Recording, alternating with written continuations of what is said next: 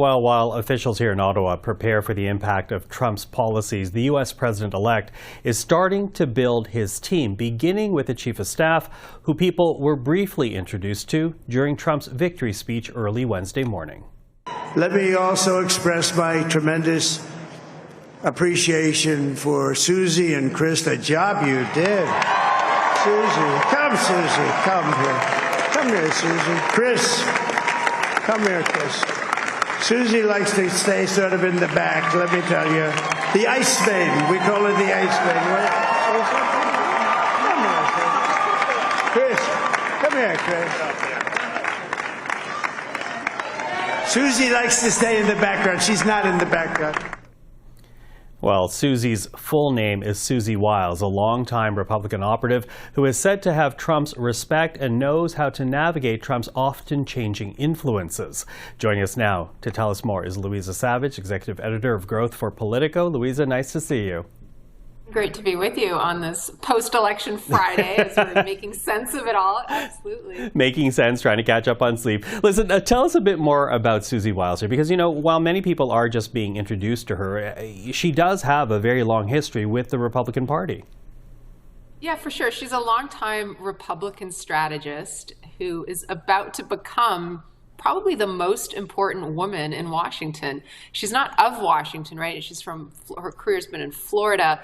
But she's now going to be President-elect Trump's new chief of staff, the first woman to hold that role, the first grandmother to hold that role. It's quite something. And she's really been credited with bringing order out of chaos to his campaign operation, to really being the organizer, the rock, the solid person behind the scenes who brought it all together and was able to tell the candidate hard truths and also to sort of stoically endure any outbursts that he might have that others might have taken very personally. So she's received a lot of credit as being the solid center of his campaign. She also earned his trust. And what's so interesting about her background, she's worked for a number of Republican candidates, but it's interesting, she worked for Florida Governor Ron DeSantis in 2018. She ran his gubernatorial race. And after that, he fired her. And Trump took her on and really earned her loyalty. So she is someone who has been absolutely loyal to him.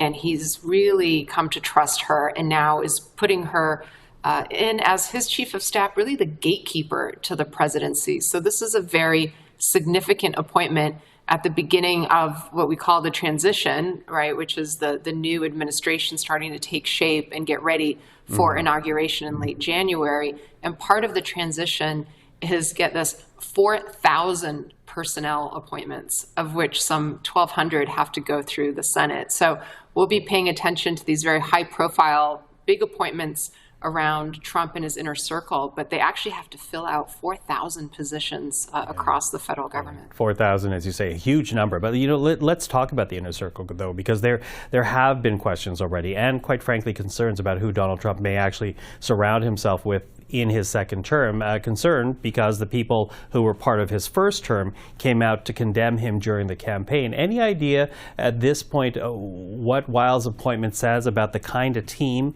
that Donald Trump is hoping to put together?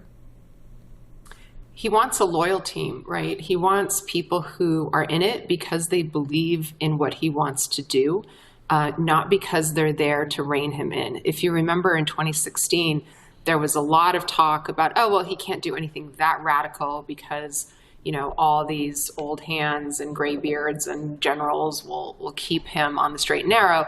Now he's been building a group of people who share his views.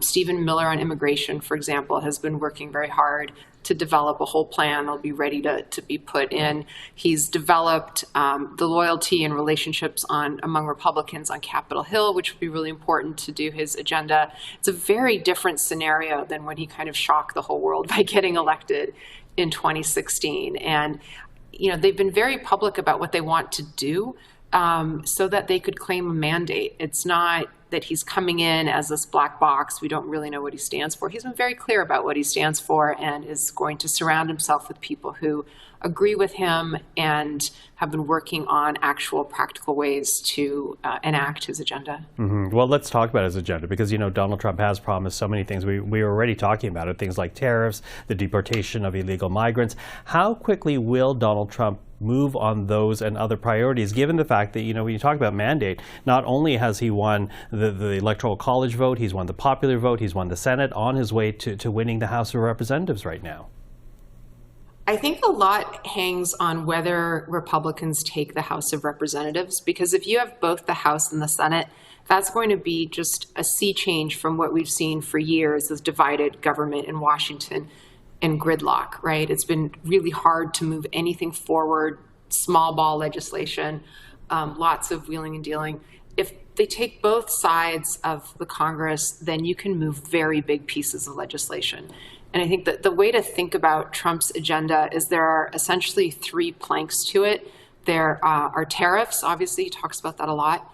Tax cuts are his big priority because his tax cuts that he enacted last time are due to expire. And thirdly, deregulation across a number of industries and areas. So I think what we should look for is how he's combining these three things and working with the Congress to push them through very quickly. And the reason I say combining is a lot of people in business and industry obviously oppose tariffs, worry about tariffs, but they love deregulation and they love tax cuts. So I think the conversation will be some combination of those three things and how to get that done very quickly. There's also still a lame duck session of Congress where I think we'll also see a lot of legislative action happening before the end of the year, too.